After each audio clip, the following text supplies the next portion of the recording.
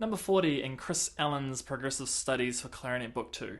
This piece has lots of time signature changes, as does most of the pieces in this book. It's kind of quirky, it really makes a student think for it. So I'm just going to play it through and then we'll just go over some of the weird aspects of it.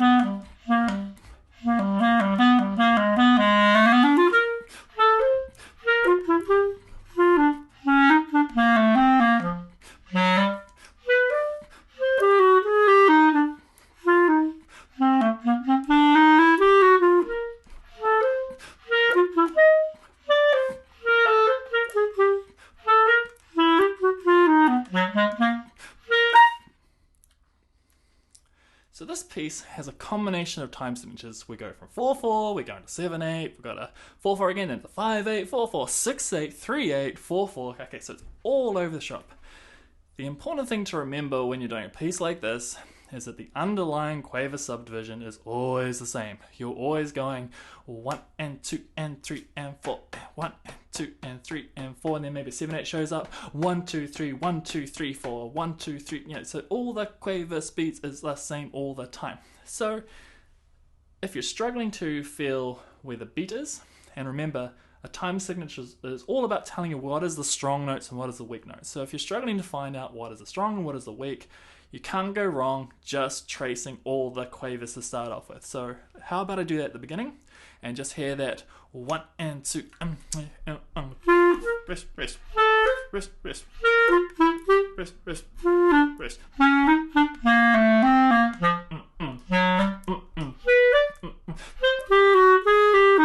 Okay, so that was a 5/8 bar. Now you can't really feel the 5/8 at this point, but we haven't got lost. Our timing is kind of correct. So now what we're trying to do is find what is the weak and what is the strong notes to really bring the piece to life. So if we have the 4/4, it's obviously going to be and 1 and 2 and 3 and 4 and when you get to a 7/8 bar, if you take the beginning of this piece, they've grouped it in a group of 3 and a group of 4. So you're going to emphasize the beginning of the group of 3, 1 2 3, and then probably the beginning of the group of 4, 1 2 3 4, although you could possibly sometimes go 1 2 3 1 2 1 2. But this one has a slur, so maybe we'll smooth it out. Then later on, well, after that we go in 2/4, 1 and 2, and then there's a 4/4, 1 and 2 and 3 and 4, and then a 5/8 shows up, so we've got a 1 2 1 2 3, and then back to 4/4, 1 and 2 and 3 and 4. What does that all mean? I shall play it again. Hopefully you can hear it. 3.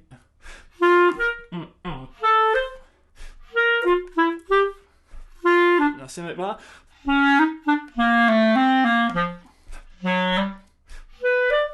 The 5/8 bar.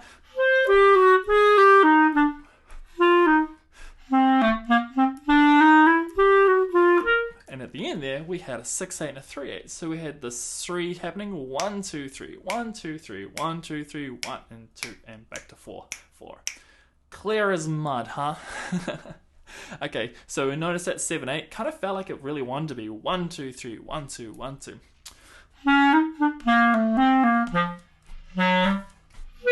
Okay. So let's just keep going anyway. So at this point we've got this, so we kind of got the tune again. So we're at bar 8 9 10.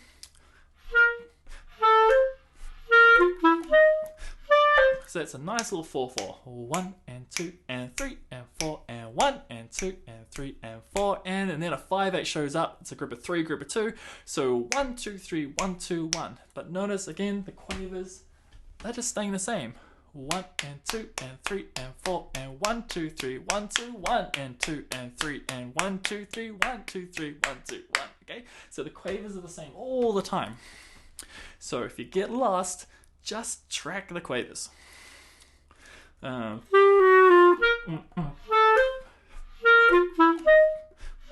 So you can see me bouncing the crotchets because that's 4/4, that's the easy part. And then I'm going to bounce the group of 3. And then the group of 2 for our 5/8. And then back to 3/4. Now straight bar. And 2 and alright, so now we've got through all of that.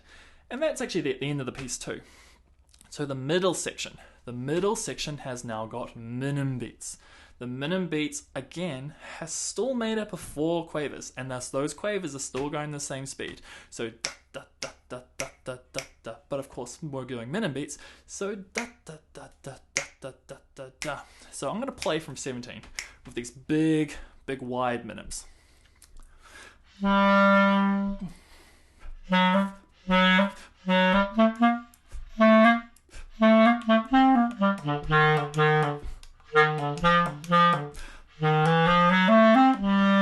So we can see if we put circles around every minim's worth of music, you can see your solid beats. So dugga dugga, resty yanda, and then you see that quaver rest is landing right on beat 3. So rest da da rest. So ba da rest, and then the next one lands right on beat 4. So da da ba da.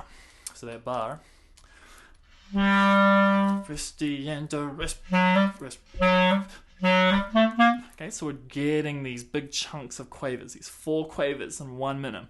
Ba da da da resty and now again, let's say it's really hard. It's just like, oh, the timing's gone haywire in my brain. Again, just break it down the quavers. Resty and rest rest rest rest rest rest rest. And but you can see it's getting very busy. So the goal in the end is to swallow those 4 quavers into the space of 1 minim. So let's just keep on going. So we're at bar 19. And that's kind of cool here because they start sneaking in a few accents. They kind of look like diminuendos, but they got this like bottom bar. I don't know, that's what I'm doing anyway. Okay, so what we're doing is we're just kind of giving a bit of heave with our stomach muscles. And then letting the sound decay. So we'll push and then we just release the pressure a little bit. So we're always getting air, but it's kind of starting to simmer.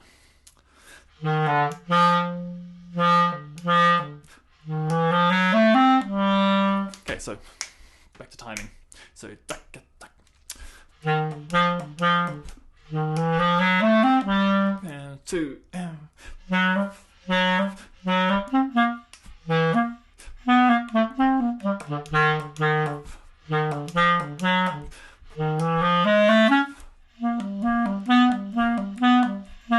So it's a whole lot of minims all the way through this section.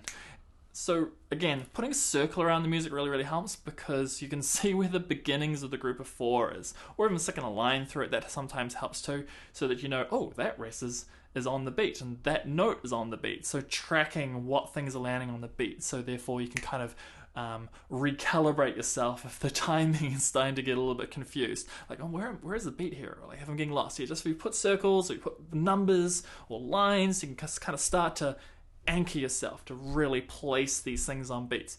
Because remember, it's a solo piece, right? We're not under metronomic pressure. Heck, I'm going too fast. I'm gradually getting faster and faster. Slow me down. Okay, so what I'm getting at is, let's say it gets harder, you just slow it down, but you still know where the beat is. Okay, see, I'm just plonking along these da da da da da da da does. Try again. We've got some kind of breath accents there. So okay,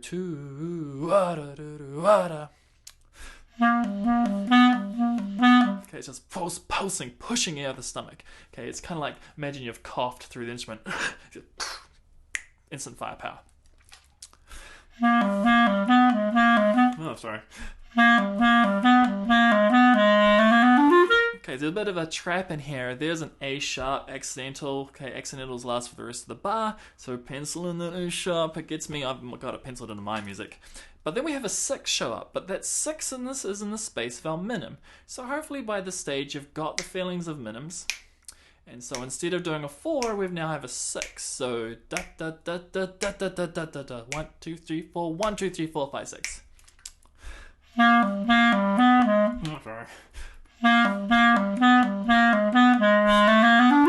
So don't let the tie confuse you. Obviously you don't want to pulse it out if you're performing, but for purposes of counting, da da da da da da da da da da da da da da da da, and off you go.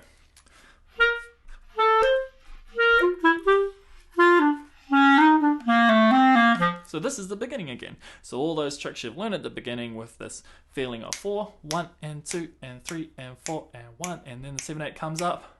1, 2, 3, 1, 2, 3, 4, 1 and 2 and 1, 2, 3, 3 and 4 and 1, 2, 1, 2, 3, 1 and 2. So we've got the we've got those little feelings of floating 3s and then back to our kind of more stable 4s. But remember, it's always just the same quaver speed. 1 and 2 and 3 and 4 and 1, 2, 3, 1 and 2. All that kind of good stuff. Whoa, what a mouthful, huh? So that's number 40 in this book. There are way more where that came from. So if you really want a nice kind of challenging book that's not quite classical but not quite jazz, and it's just it's not quite a technical study, or, well, I guess it's kind of a technical study, then grab yourself this book. It's a really good one. Have fun with it.